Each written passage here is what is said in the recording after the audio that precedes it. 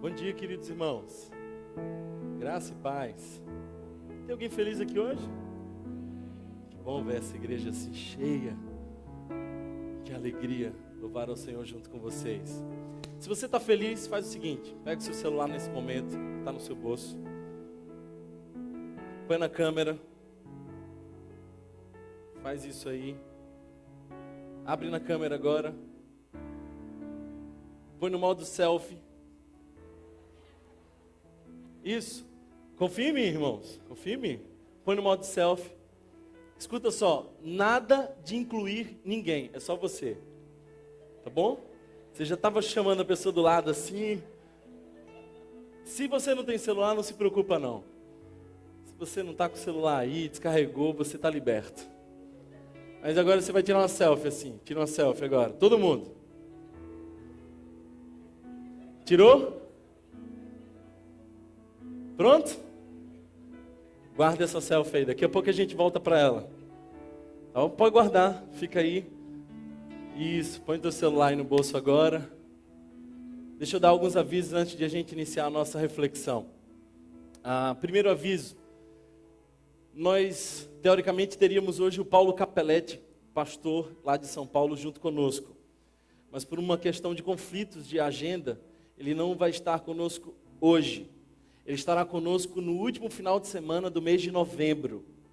E vai ser especial. Esse cara me inspira muito. Esse cara é alguém que de fato me desafia na caminhada.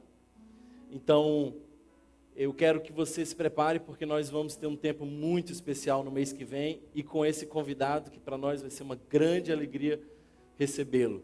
Então, quero explicar para vocês a ausência dele. Segundo, quero dizer para vocês que ontem nós fizemos um tempo muito especial lá em Aguazinha.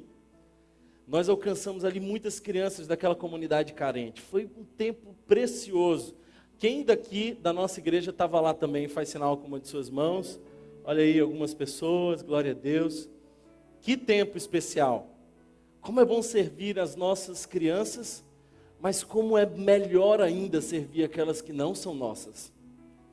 Sabe, nós não precisamos de muitos motivos para fazer um evento para as nossas crianças. A gente faz sem nenhum esforço. Mas sair daqui e ir para uma comunidade carente, ao lado do lixão de Aguazinha, e servir aquelas crianças, isso só faz o Evangelho. É missão. E sabe o que é mais precioso ainda? Eu descobri ontem, eu não sabia disso, que o material que foi comprado para fazer aquele evento ontem, lá em Aguazinha, foi comprado com as ofertas das crianças da nossa igreja. Será que você pode celebrar isso? Glória a Deus! Aleluia! Isso é generosidade. Nós queremos ensinar as nossas crianças a contribuir. Queremos ensinar as nossas crianças de que vale a pena viver por um propósito maior.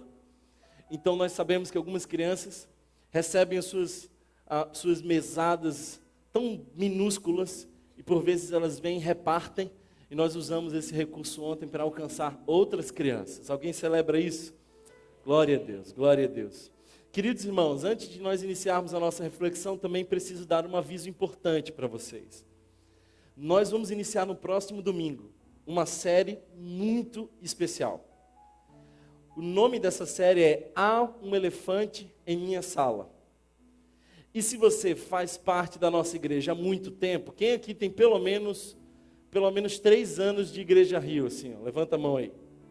Então você vai lembrar que nós já fizemos essa série antes. É uma versão 2.0.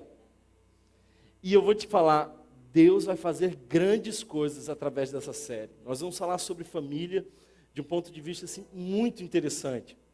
Sabe, infelizmente eu acho que muitas famílias convivem com um elefante gigante na sua sala e estão ignorando esse problema. Mas não dá mais para ignorar. Tem algo muito grande que precisa ser tratado. Então nós vamos falar sobre temas muito relevantes, que vão desde diálogo entre pais e filhos, marido e esposa, como problemas com drogas, homossexualidade, problemas com relação abuso sexual, nós vamos ensinar as pessoas a como tratarem melhor as pessoas à sua volta, relação sogra, entre outras questões que nós precisamos de fato conversar, algumas desmistificar, algumas desconstruir, porque infelizmente nós somos tomados de muitos preconceitos. Eu quero que você se prepare para essa série de mensagens, e eu queria que você essa semana convidasse o máximo de pessoas que você puder, para que essas pessoas também sejam impactadas pelo Evangelho, porque essa série de mensagens, Há um Elefante em Minha Sala, vai ser muito, muito especial para a nossa igreja. Ela foi certamente uma das séries mais impactantes que a nossa igreja fez, por isso nós criamos a versão 2.0. Então, eu estou bem animado, tenho orado por isso, quero convidar você a orar e jejuar por esse tema também, e eu sei que Deus fará grandes coisas através dessa série de mensagens. Amém? Quero convidar você a um tempo de oração, se você puder, feche os teus olhos, abra o seu coração. O Senhor está entre nós. Jesus, muito obrigado, Senhor, porque nós queremos que Tu estás entre nós, queremos que a Tua palavra, Senhor, é poderosa e eficaz. Queremos, Senhor Jesus, que Tu há de fazer grandes coisas. Eu só te peço, Pai, que Tu nos ajude a, nesse momento, não nos distrairmos, que os nossos olhos, ouvidos e coração estejam cativos na Tua presença. Eu oro, Senhor, para que essa palavra encontre endereço em cada um de nós e nos desafie de maneira sobrenatural. Eu oro, Jesus, para que no final dessa série de mensagens que termina hoje, nós possamos de fato ser sinalizadores do Teu reino, homens e mulheres capazes, Senhor, de encarnar a mensagem que dizem crer. Deus, que nesses 4 domingos nós tenhamos sido impactados, confrontados e transformados. Nós já não aceitamos mais a condição de sermos cristãos ateus. Queremos de fato ser, Senhor, homens e mulheres que testemunham o Teu amor, que sinalizam a esperança, que falam, Senhor, daquilo que o Teu reino tem para nós. Por isso, fica conosco, ministra o nosso coração, em nome de Jesus. Amém, amém, amém. Glória a Deus. Pega a sua Bíblia, Romanos capítulo 12. Nós estamos expondo esse texto e nós queremos finalizar hoje a exposição de Paulo, da carta de Paulo aos Romanos, capítulo de número 12. No último domingo nós estudamos o verso 9 ao verso 13. E hoje nós vamos estudar o verso 14 ao verso 21. E com isso nós encerramos essa série de mensagens. Eu disse para vocês que Paulo trata nos 11 primeiros capítulos sobre as questões profundas da misericórdia de Deus sobre cada um de nós, o que Deus fez por nós. Mas no capítulo 12, Paulo inicia falando sobre como nós vivemos agora que nós sabemos das misericórdias de Deus.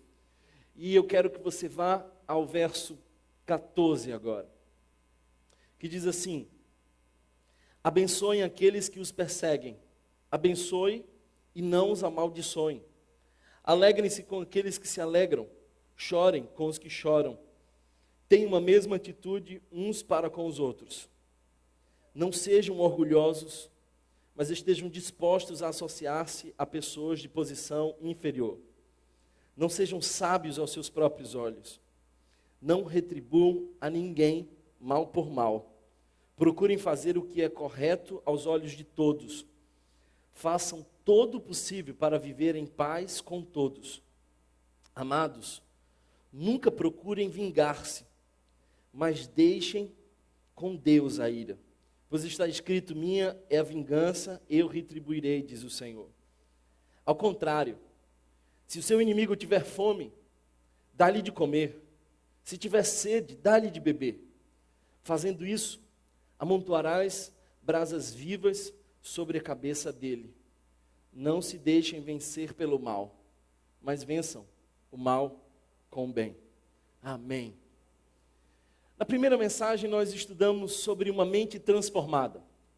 Aqueles que de fato são de Jesus tem uma mente transformada. Por isso Paulo diz: rogo-vos, pois, irmãos, que apresenteis os vossos corpos em sacrifício puro, vivo, santo, agradável a Deus, que é o vosso culto racional. É mente. Não vos deixeis amoldar pelos padrões do mundo, mas transformai-vos pela renovação da vossa mente. Nós precisamos de uma mente transformada.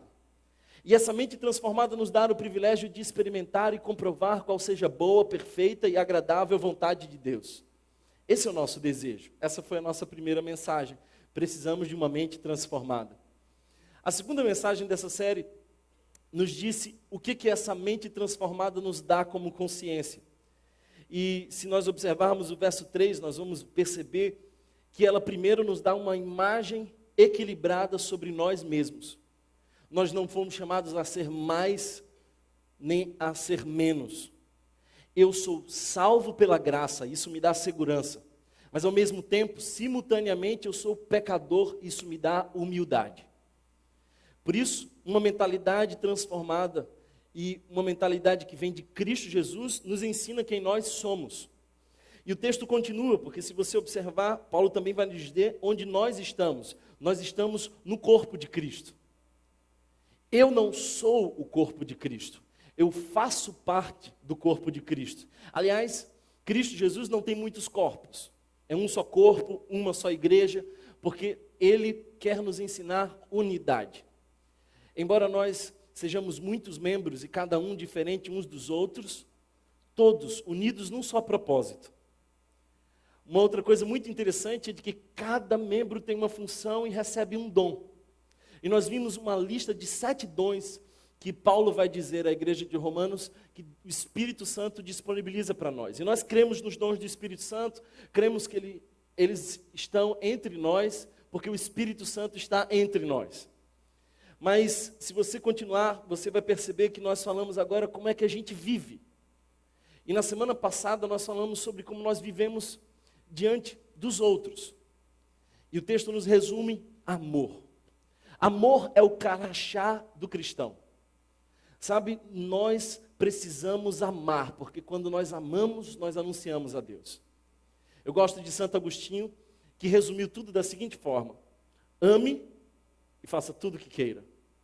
Porque quando nós amamos de verdade, nos conceitos bíblicos, tudo que nós iremos fazer é condizente com aquilo que Deus espera de nós. Mas diante dos outros, amor, e diante de Deus, fervor. O texto nos mostra isso. Se você observar o verso 11, vai nos mostrar que nós precisamos ter zelo, fervor e servir a Deus. Que lindo ver esse grupo aqui em cima servindo a Deus, se disponibilizando para o reino. Mas, além de amor diante do próximo, além de fervor diante de Deus, o texto nos ensina como nós devemos viver a vida. Essa sucessão de eventos, esses fatos que nos acontecem. E nós falamos sobre uma tríade que sustenta a cada um de nós numa vida equilibrada. O texto diz no verso 12, alegrem-se na esperança, sejam pacientes na tribulação, perseverem na oração. É isso que nós precisamos para encarar a vida. Mas o texto também nos disse aquilo que nós precisamos para nos relacionarmos bem uns com os outros. E o texto nos fala sobre 2 coisas: hospitalidade e generosidade. Essa é a nossa missão. A mensagem de hoje é a continuação da mensagem de domingo passado. E eu quero falar para vocês sobre as nossas atitudes diante dos nossos inimigos.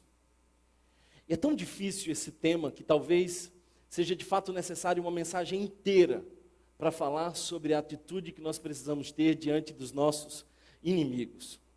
E eu queria que você observasse essa palavra inimigo de uma outra forma.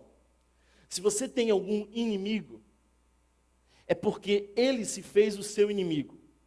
Porque você, por ser cristão, não tem o direito de fazer inimigos. Eles é que se fazem seu inimigo. Por isso que o texto mais na frente vai dizer, no que depende de vós, tenha paz com todos. Por isso o conceito de inimigos que eu trago aqui são de pessoas que de fato nos aparecem no caminho querendo nos prejudicar. E não são poucas as pessoas atualmente que têm interesse em nos atrapalhar na vida. Essa semana uma pessoa entrou aqui na igreja. E não sabemos ao certo se possesso por demônios, ou se possesso pelas drogas, ou ambos os casos, o que me parece ainda mais provável. Mas essa pessoa ameaçou um irmão da nossa igreja. Ameaçou de morte. Sem a menor necessidade, sem ter havido ali nenhum desentendimento. Quando você fica sabendo disso, como é que você reage? Primeiro, é fato que na nossa vida algumas pessoas querem nos prejudicar. Talvez por isso Paulo está aqui se dedicando tanto a ensinar como nós lidamos com essas pessoas. É bem importante lembrar para vocês que Paulo está escrevendo para uma carta, para uma igreja, que está em perseguição. Por isso, nessa carta, ele enfatiza tanto como nós lidamos com o nosso inimigo. Então, do verso 14 ao 21, com algumas variações, nós vamos entender, a partir daquilo que Paulo está dizendo, como nós reagimos diante dos nossos inimigos. E eu vejo uma coisa muito interessante aqui. Lendo esse texto essa semana, eu comecei a perceber um paralelo entre o que Paulo escreve e o que Jesus escreve. E se você observar, há uma profunda conexão entre esse texto e as bem-aventuranças, o Sermão do Monte. Por exemplo, Jesus diz que a receita da felicidade é a humildade. Essa é uma receita. Por isso Jesus diz: bem-aventurados os pobres de espírito, aqueles que não têm barganha com Deus, aqueles que não olham para si, capazes de achar que têm créditos diante do Eterno. Esses são felizes, de acordo com Jesus de Nazaré. Talvez por isso no verso 16, Paulo tenha dito assim: tenham uma mesma atitude uns para com os outros, não sejam orgulhosos, ou seja, sejam humildes, mas estejam dispostos a associar-se a pessoas de posição inferior. Não sejam sábios aos seus próprios olhos.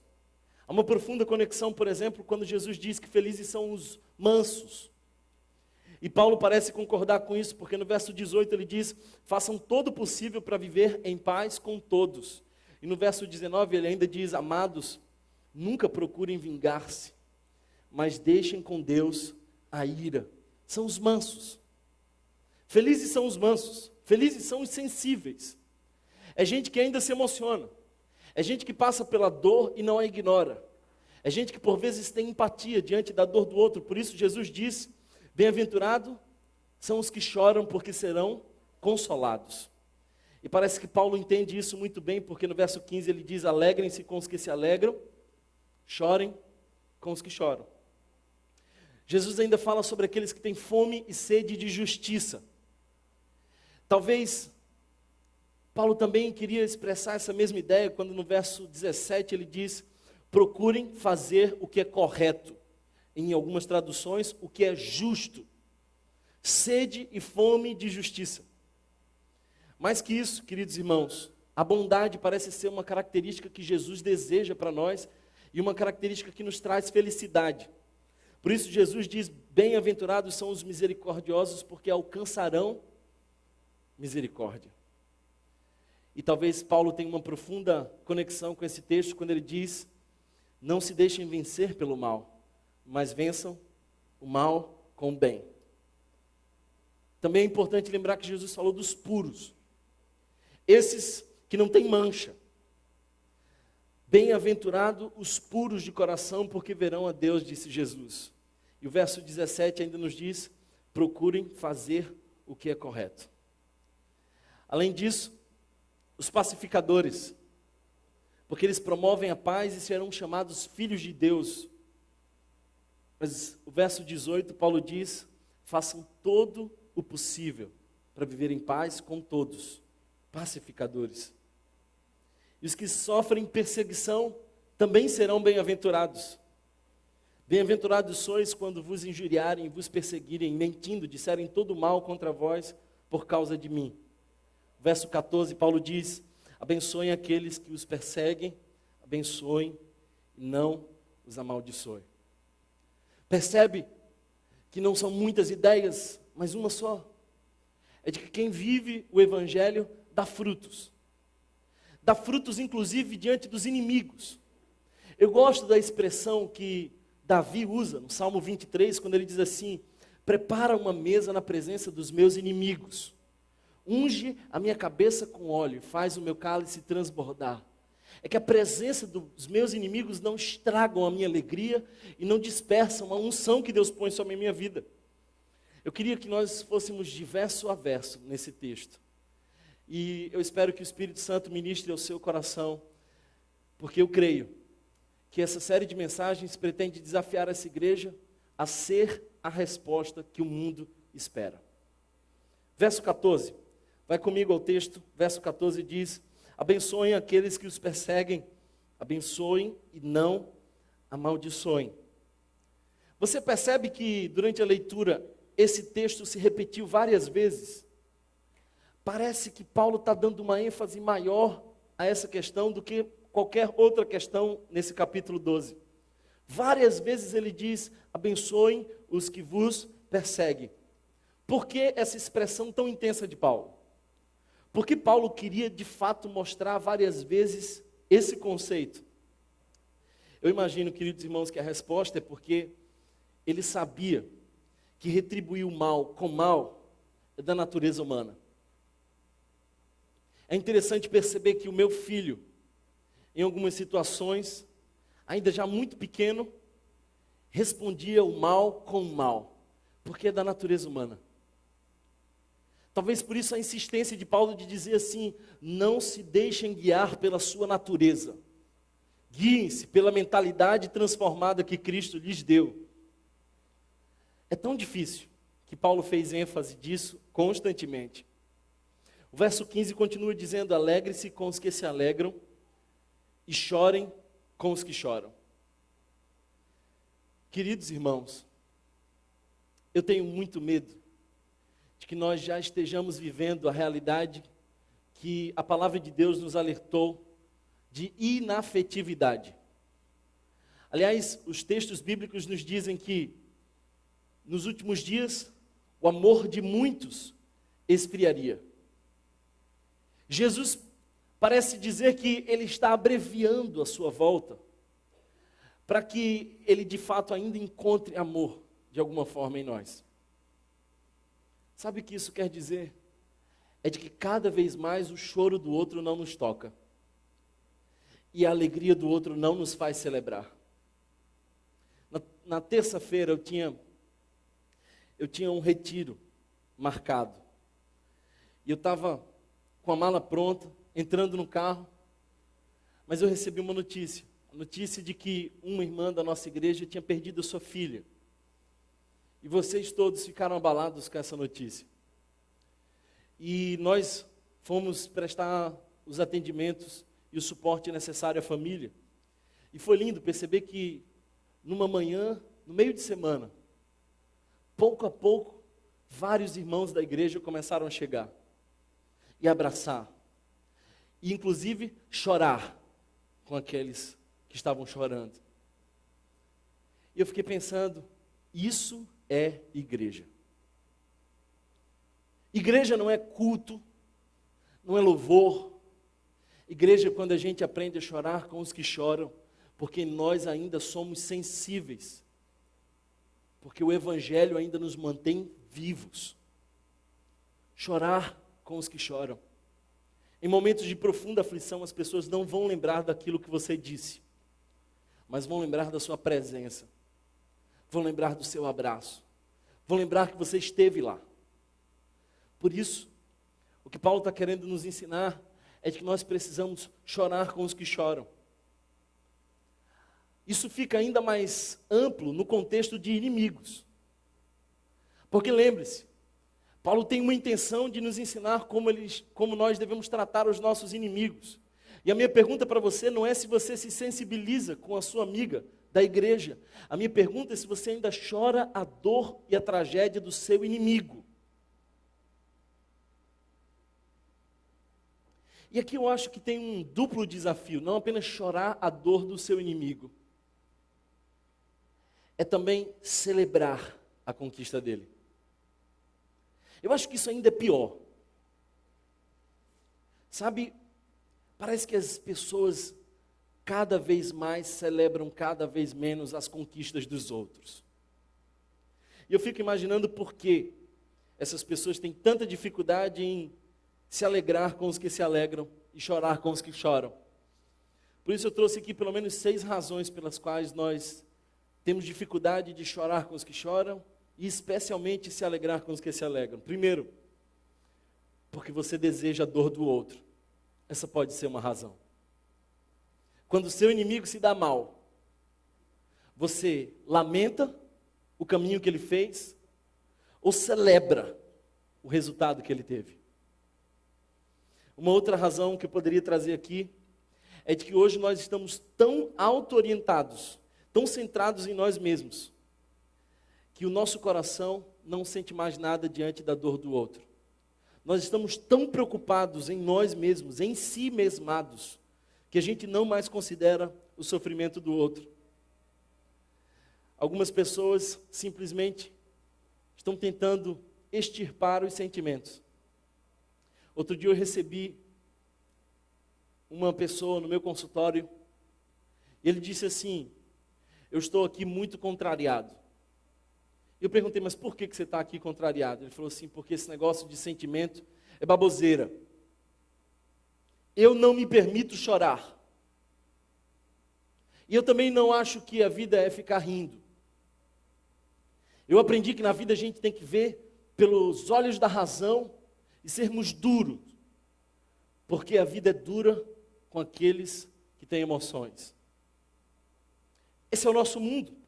E essa é uma das razões pelas quais eu acredito que muitas vezes nós não conseguimos rir com os que riem, nem chorar com os que choram. Alguns transformam o seu coração em máquinas analíticas e hipercríticas. E eles olham para o outro de uma maneira muito racional, muito cartesiana. Por isso não se desanimam. Outros têm ressentimentos e invejas. É difícil celebrar a alegria do outro quando você gostaria de estar no lugar do outro.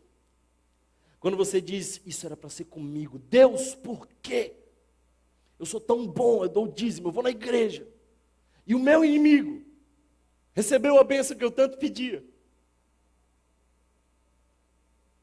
O texto parece nos mostrar que ainda há uma outra dificuldade. Algumas pessoas no mundo não conseguem celebrar as vitórias dos outros, nem chorar, porque elas estão tomadas de depressão. E a depressão nos rouba a capacidade de sentir pelo outro. Sabe, irmãos, o fato é que o Evangelho é um caminho onde a gente celebra a alegria dos outros e chora a dor dos outros, porque nós somos um só corpo. E a mentalidade de Cristo nos faz tomar esse caminho. O verso 16 nos diz ainda uma outra coisa muito interessante. Tenham uma mesma atitude uns para com os outros. Não sejam orgulhosos. Essa não é a primeira vez que Paulo está alertando sobre orgulho nesse capítulo. Não sejam orgulhosos, mas estejam dispostos a associar-se a pessoas de posição inferior. Não sejam sábios aos seus próprios olhos. O que nos impede de ter uma atitude evangélica diante dos nossos inimigos é muitas vezes o orgulho. Não é raras as pessoas que me procuram dizendo assim, eu não falo com meu pai há alguns anos.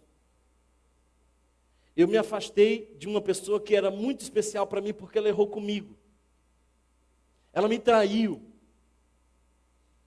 Sabe, queridos irmãos, o que te afastou dessa pessoa não foi o erro dessa pessoa, foi o seu orgulho.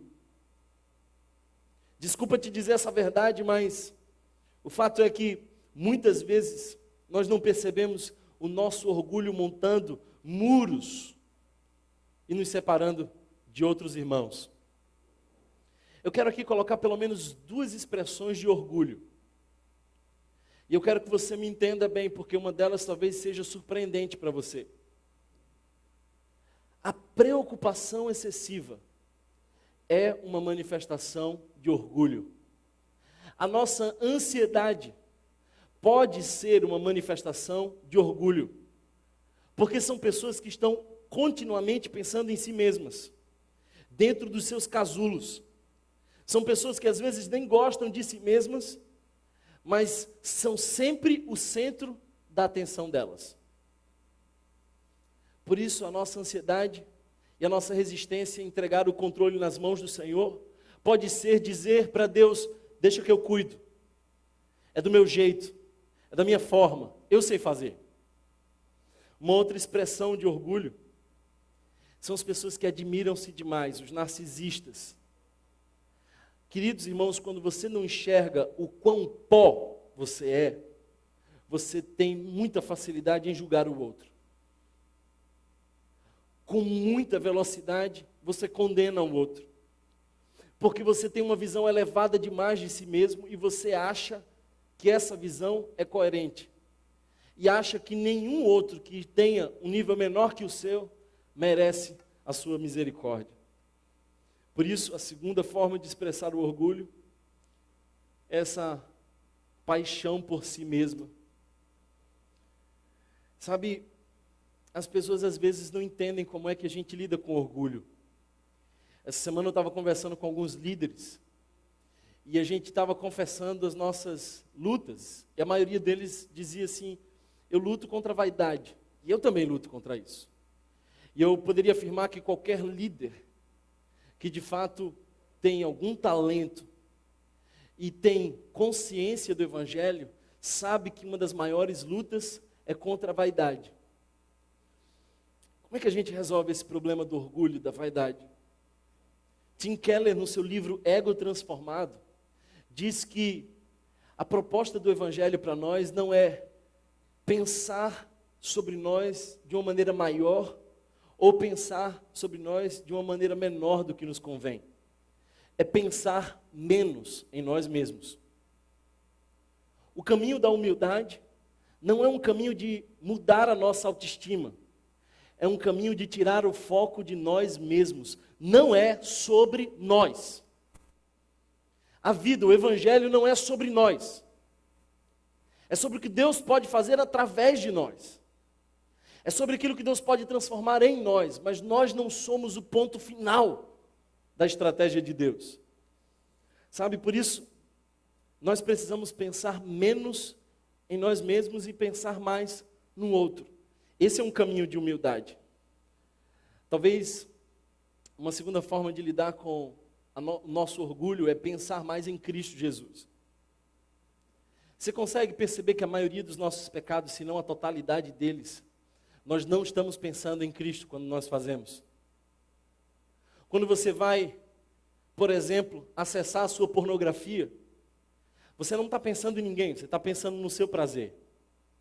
E o que vem na sua cabeça não é: eu tenho a convicção de que o Espírito Santo está do meu lado. Porque isso constrangeria você. O que você pensa é naquilo que você pode ter como um prazer artificial e egoísta. Por isso, nós precisamos pensar mais em Jesus. Precisamos olhar mais para Jesus. E a terceira forma como nós lidamos com o nosso orgulho é fazer coisas que nos remetam à simplicidade. Deixa eu te dizer uma coisa. O seu filho tem o direito de conhecer a pobreza. Você ouviu bem. O seu filho precisa conhecer outras realidades. Em vez de você fazer aquele sermão bonito que não frutifica na vida do seu filho, leve ele para uma comunidade carente, para que ele veja quantas crianças não têm o que ele tem. E quantos brinquedos sobrando faltam aos outros. Se você quer ser mais humilde, faz o seguinte: desce do salto. Em vez de você ir para o trabalho com o seu carro, toma um ônibus. E vai naqueles horários onde as pessoas se sentem mais unidas.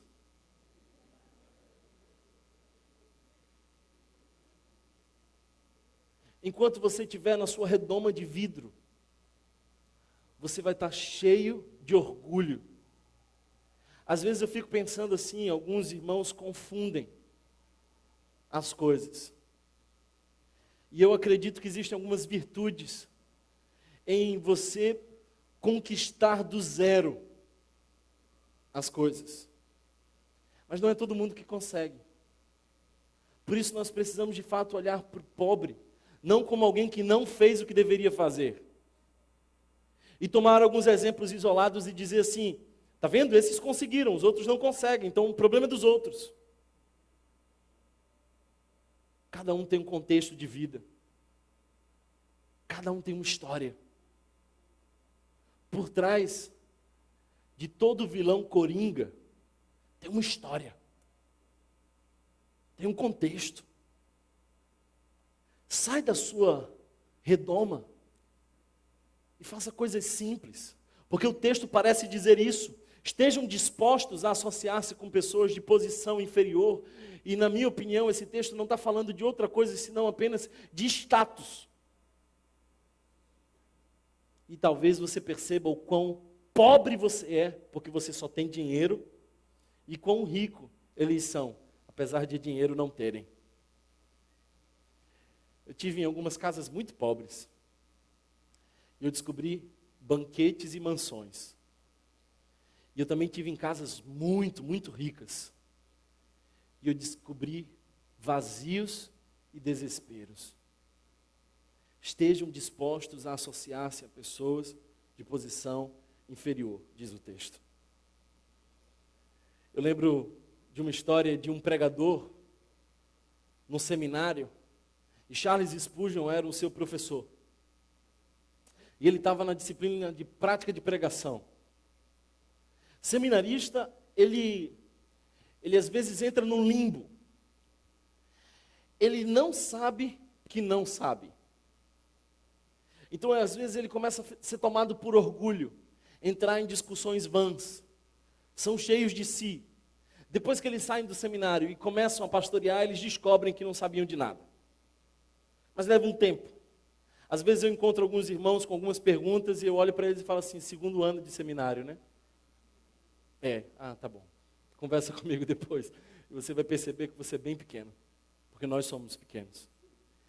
E um desses jovens que estava fazendo o sermão de prova, todo empolgado, seguro de si, alegre, confiante, subiu no púlpito e começou a pregar e não conseguiu trazer o raciocínio, confundiu as coisas, interrompeu o sermão e saiu abalado, cabisbaixo, completamente frustrado. E aí Charles Spurgeon se aproximou dele e disse assim, se você subisse como desceu, você desceria como subiu. Sabe, queridos irmãos, nós precisamos reconhecer quem nós somos. Nós não fomos chamados ao orgulho.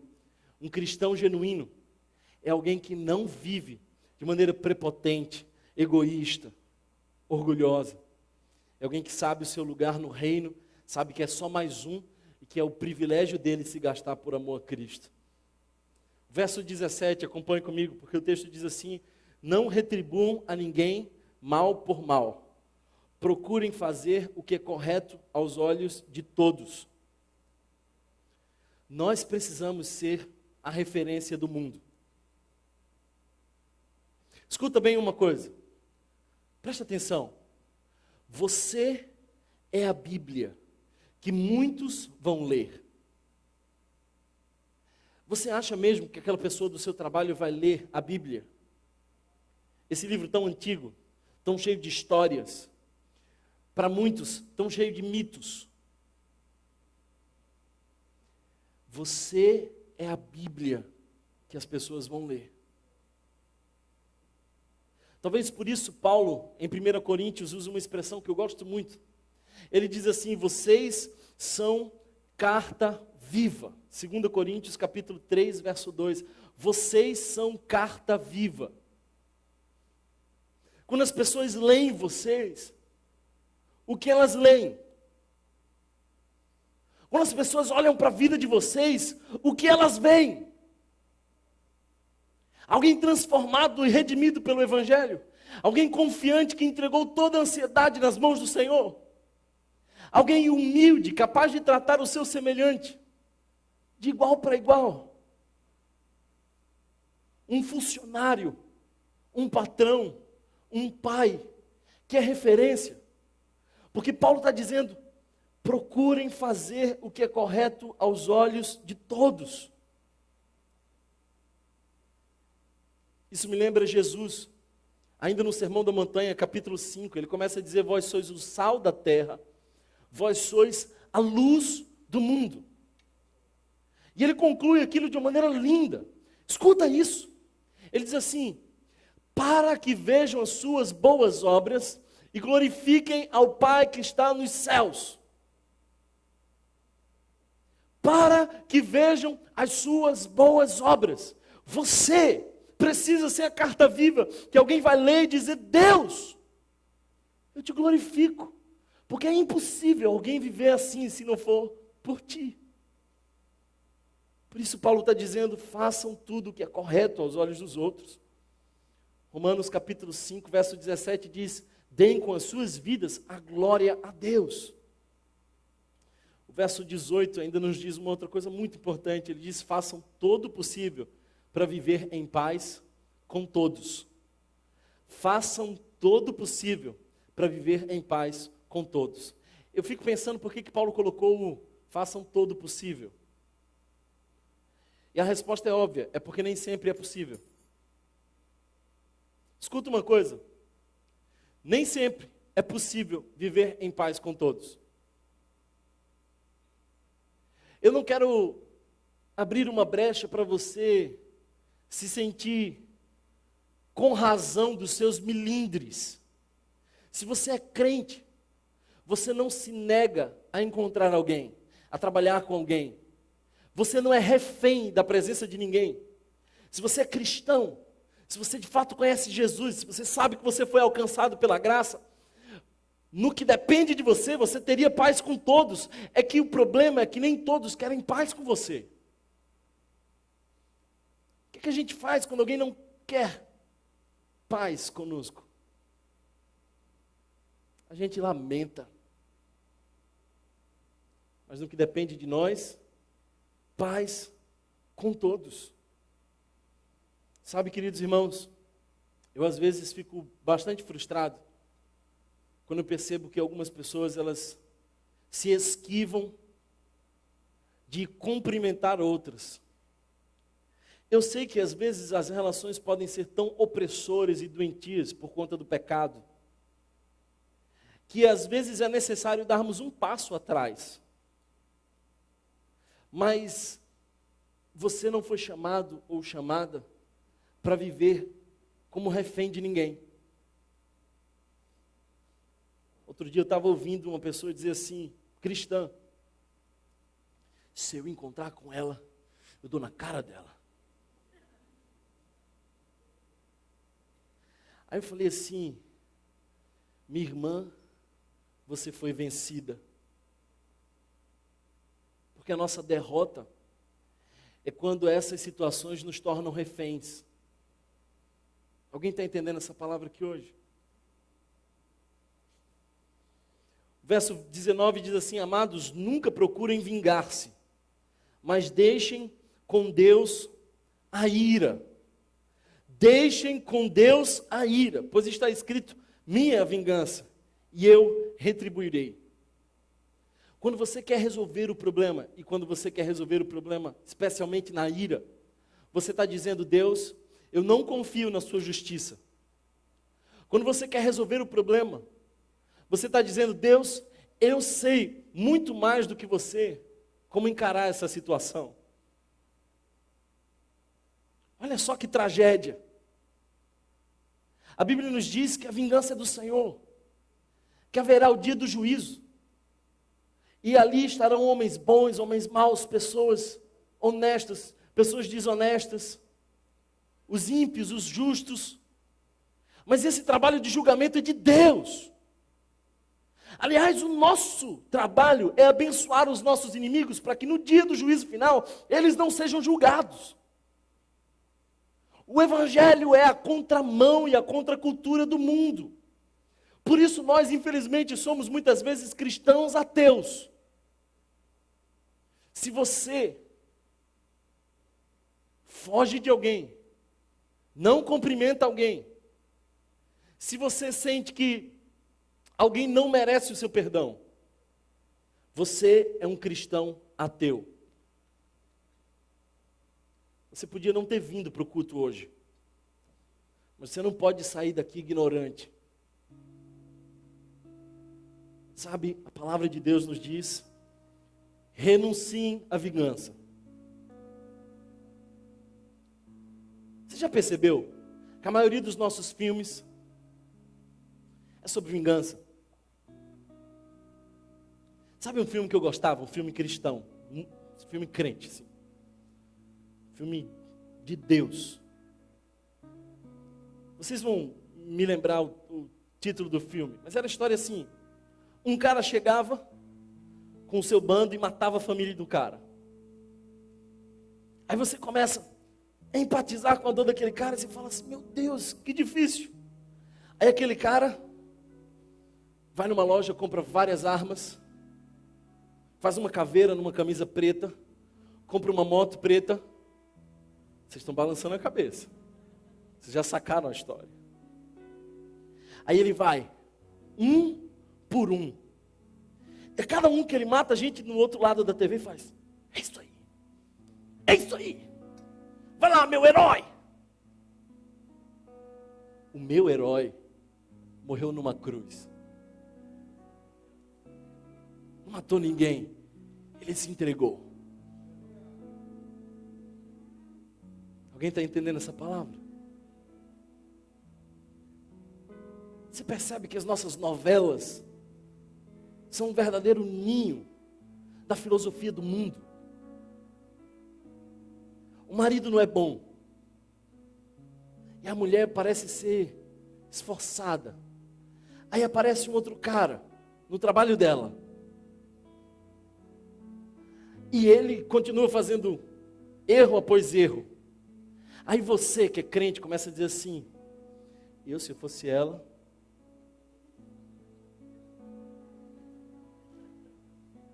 aí ela faz, porque é claro que quem escreveu pensou nisso. Aí você olha e fala assim para o cara: perdeu o playboy. Você está entendendo isso? Será que você tem a mente do evangelho capaz de entender que ali está se desmanchando uma família? E de que o fim da história não é colocar um ponto final da história, é reescrever a história. O evangelho nunca nos incentivou a terminar um casamento, mas a transformá-lo. Essa semana eu estava conversando com uma irmã que durante anos sofreu com um casamento.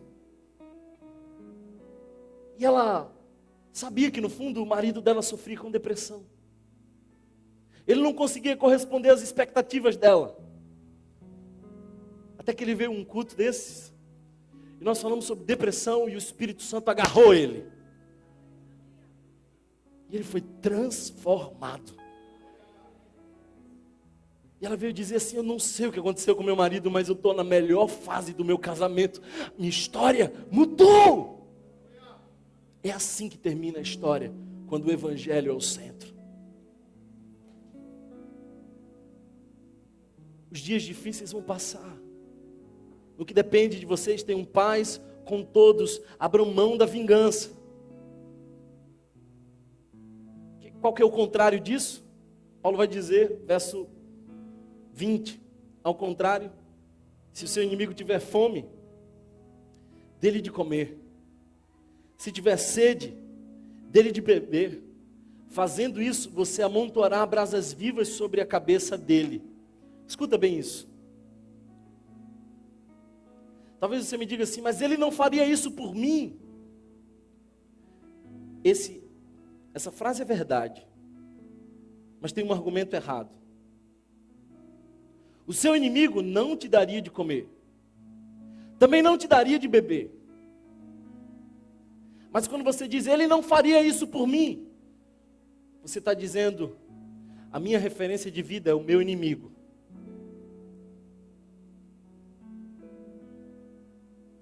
Há uma história escrita por Victor Hugo, um clássico chamado Os Miseráveis. Eu sei que alguns aqui já leram esse livro. É uma história interessante, um dos trechos desse livro é de um ladrão que entra no mosteiro e ele rouba algumas coisas. E o padre, percebendo que ele tinha roubado, sai ao seu encontro. E quando o encontra, a polícia já o havia encontrado. Aí aquele padre chega e fala assim: vocês estão prendendo esse rapaz por quê? Não, porque ele roubou. Olha aqui os cálices. Ele falou assim: não, isso aí eu dei, eu ainda trouxe isso aqui também. Pode levar, meu filho. Aí o ladrão fica tão impressionado, Jean Valjean, que ele começa a dizer assim: eu nunca vi esse negócio antes. E do vilão, ele se transforma no personagem alcançado pela graça de Deus, que alcança outro pela graça de Deus. Quando nós entramos nesse espaço aqui, uma madrugada me ligaram e disseram assim: olha, a igreja foi invadida. E eu confesso, irmãos, orem, porque dentro de mim ainda mora um cara que não está totalmente convertido. É sério. Eu tinha um cacetete no meu carro. Você está rindo, mas eu estou falando sério. Já doei ele para a glória de Deus. Alguém pode dizer amém? Aí eu entro aqui. Quem foi? Cadê? E quando a polícia está, você fica ainda maior, né? A polícia já tinha chegado. Risco zero. Cadê? Quem é? Quem é? Aí quando eu vejo, era uma mulher raquítica, usuária de droga, grávida de já uns 5, 6 meses. Eu olhei para aquela mulher e falei assim: meu Deus, que bom que ela invadiu a nossa igreja. Porque nessa madrugada foi o dia que Deus me chamou para pregar para ela. Então eu sentei do lado dela, de um lado eu, do outro Marçal, e a gente começou a pregar para ela. Demos uma Bíblia para ela, e eu coloquei a mão na barriga daquela mulher, e abençoei aquela criança, para que a história mudasse. Será que você entende? Que enquanto a gente reagir como o mundo reage, nós seremos cristãos ateus. Ele não faria isso por mim. Jesus fez isso por você. Ele te alimentou. Ele te deu água, e não qualquer água, Ele te deu água da vida.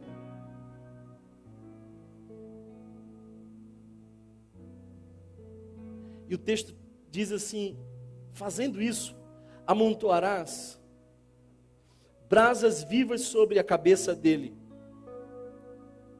Havia uma prática antiga, egípcia, de alguém que quando estava em profundo arrependimento, ele carregava uma panela com brasas bem acesas sobre a cabeça, em sinal de arrependimento. Sabe o que o texto quer nos dizer? É de que muitas vezes uma atitude assim, de alimentar o nosso inimigo, de dar água ao nosso inimigo, faz ele mudar a rota e se arrepender. A minha pergunta para você é: será que você quer o seu inimigo arrependido? Ou será que você quer o seu inimigo frustrado e perdido? Porque se você é discípulo de Jesus e não um cristão ateu, o teu sonho é que teu inimigo entre nessa igreja também. Erga sua mão e diga assim: eu hoje sou do Senhor Jesus. Sabe, irmãos, não se deixem vencer pelo mal, diz o verso 21. Não se deixem vencer pelo mal, mas vençam o mal com o bem. Vençam o mal com o bem. Deixa eu te dizer uma coisa. Você não é vencido pelo mal quando o mal te faz mal. Eu vou repetir. Você não é vencido pelo mal quando você é vítima do mal. Você é vencido pelo mal quando o mal te torna mal. Você perdeu na história não quando você sofreu, mas quando você se tornou alguém semelhante àquele que te fez mal. Eu conheço a história de uma irmã que era traída pelo seu marido. E o seu marido tomou posse de Jesus de Nazaré. E ele confessou tudo. Aí aquela irmã, no domingo seguinte, saiu mais cedo de casa. Bateu na porta da outra irmã, a mulher que traía ela com o seu marido. E disse assim: eu sei de tudo. Jesus já mudou a história. E eu vim aqui hoje te chamar para ir para a igreja comigo. E naquele dia, aquela mulher tomou decisão por Cristo Jesus. Há um missionário que eu admiro muito. E esse missionário queria evangelizar alguns índios aqui na América do Sul. Ele era um grande potencial. Só que no primeiro contato, ele foi acertado de flecha e morreu. Então, quando aquele grupo de expedição missionária morreu, e a notícia chegou para as esposas dos missionários, elas se juntaram e disseram: vamos voltar, porque a obra não está terminada.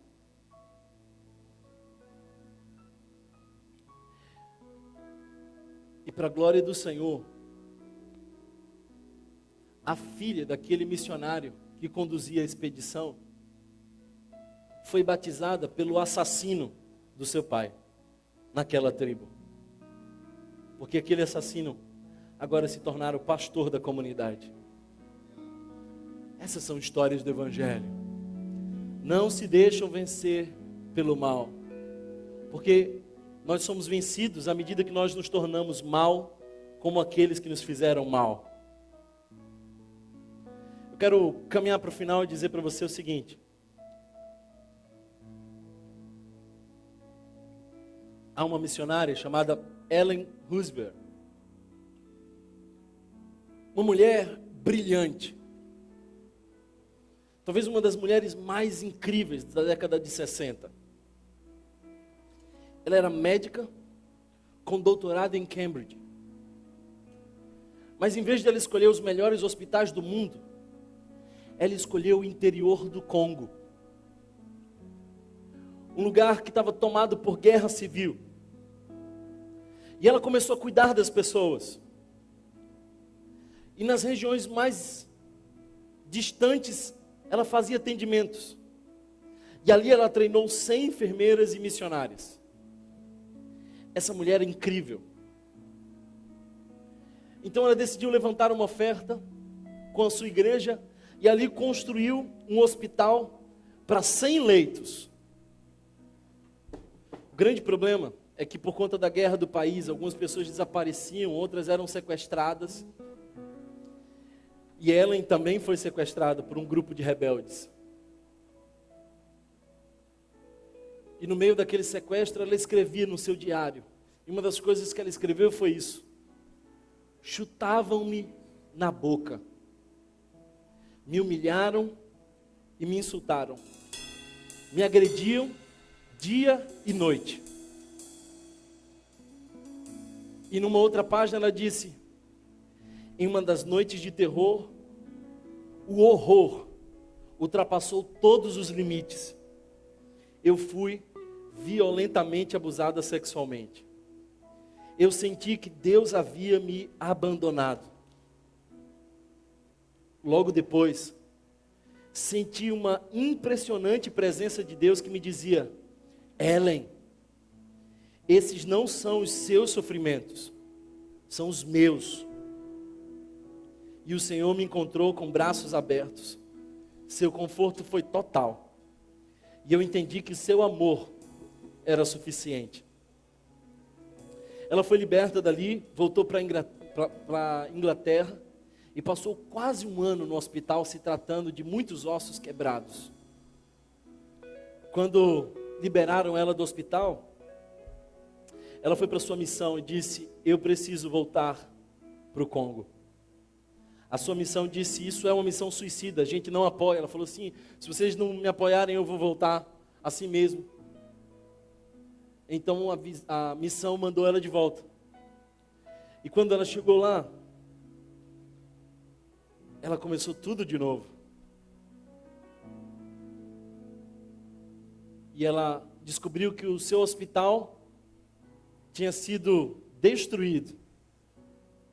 Então ela levantou uma outra campanha. E o que antes era um hospital de 100 leitos, agora é um hospital de 250. Novos enfermeiros e enfermeiras. E o evangelho se espalhou pelo lugar. E todos conheceram Jesus de Nazaré. Antes de morrer, Ellen escreveu assim: o problema é quando não queremos só Jesus. Queremos Jesus e mais alguma coisa. Queremos Jesus e a popularidade. Queremos Jesus e o sucesso. Queremos Jesus e os aplausos. Queremos Jesus e o reconhecimento. Queremos Jesus, mas queremos também ser os primeiros e os melhores. Não, meus irmãos. Não devemos desejar outra coisa. Somente Jesus. Só Jesus. Que no final da sua vida, alguém conte a sua história. Para exemplificar. Para mostrar como se vive um verdadeiro cristão. Eu não sei o que vai estar escrito na sua lápide.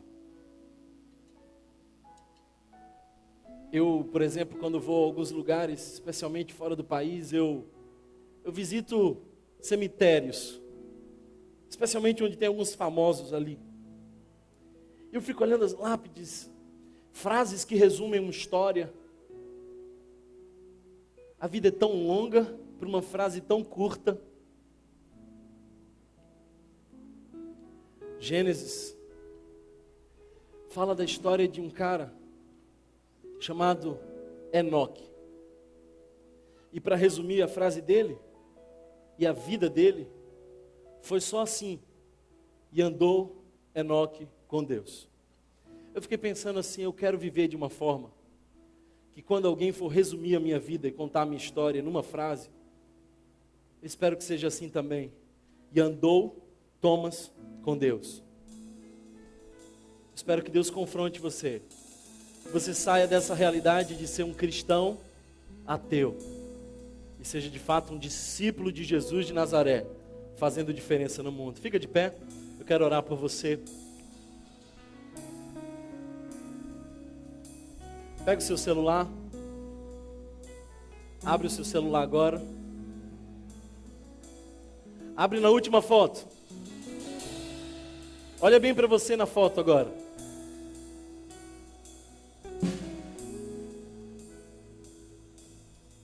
Você está vendo a sua foto aí? Pois é essa pessoa que Deus vai usar para transformar o mundo. É essa pessoa que você está vendo que vai ser usada e cheia pelo Espírito de Deus. É essa pessoa. Não espere de ninguém. É você que Deus quer usar. É você que Deus quer transformar. Começa em você o avivamento. O Evangelho no Brasil vai começar em você. Chega de esperar do outro, de olhar para o outro, de julgar o outro. É em você que começa. Você está vendo a vida de alguém que vai mostrar Jesus ao mundo, que é carta viva de Deus. Quantos aceitam esse convite aqui hoje? Deixa Deus mudar a sua história. Não espera de ninguém, porque Deus espera de você. quero convidar você a um tempo de oração. Eu queria que nesse momento você entregasse essa série de mensagens em arrependimento. Quero que você, nesse momento, se arrependa de tudo aquilo que você não tem vivido como parte do Evangelho. Que haja nesse momento brasas vivas sobre a sua cabeça. Deus quer usar você para fazer uma grande obra. É você. Eu oro, Senhor Jesus, para que nessa manhã, Senhor, Tu repreenda todo o ateísmo prático, que Tu nos encha com Teu Espírito Santo, que Tu nos dê a Tua graça, que Tu nos dê esperança, que Tu nos use com autoridade. Eu oro nesse momento, Senhor, para que Tu nos abrace nesse momento e nos desafie a sermos a esperança do mundo. Deus, através de nós, Senhor, que nós possamos brilhar a Tua luz. Deus, eu te peço que Tu nesse momento descruze os nossos braços e nos erga diante dos nossos cenários. Fala conosco, Jesus. Ministra, Senhor, o nosso coração. Se eu me humilhar diante do Teu altar e sacrificar aquilo que me custar, Tu inclinarás os Teus ouvidos ao meu clamor. Mas vale um dia no centro do Teu querer, que toda a vida seja mais te conhecer.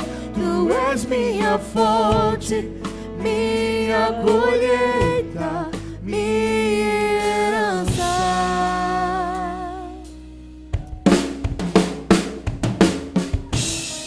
Obrigado, Senhor Deus, pela Tua palavra sobre a nossa vida hoje.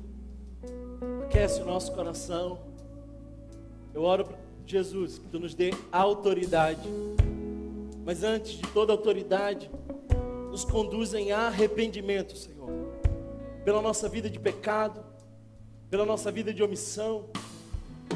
Jesus, nós queremos cumprir os propósitos que Tu tens para nós. Nós queremos ser o livro que aponta para Ti, Jesus, a carta viva que traduz o Evangelho de maneira prática. Desafia-nos. Glória do Teu nome, Senhor. Enche-nos com o Teu Espírito Santo. Nos dá a Tua paz. Será que você pode dizer: se eu me humilhar? Se eu me humilhar diante do Teu altar e sacrificar aquilo que me custar, Tu inclinarás os Teus ouvidos ao meu clamor. Mas vale um dia no centro do Teu querer, que toda a vida seja mais te conhecer. Tu és minha fonte, minha colheita, minha herança.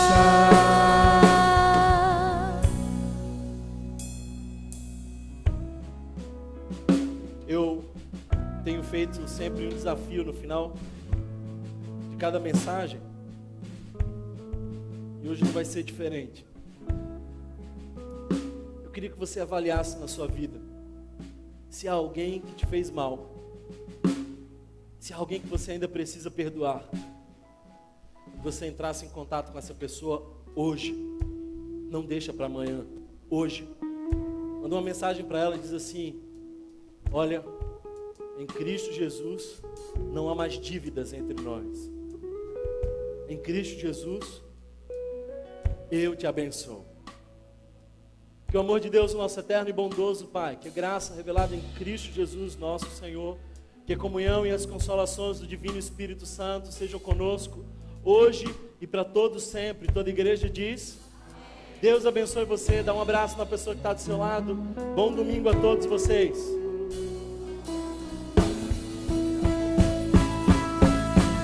Se eu me humilhar diante do teu altar e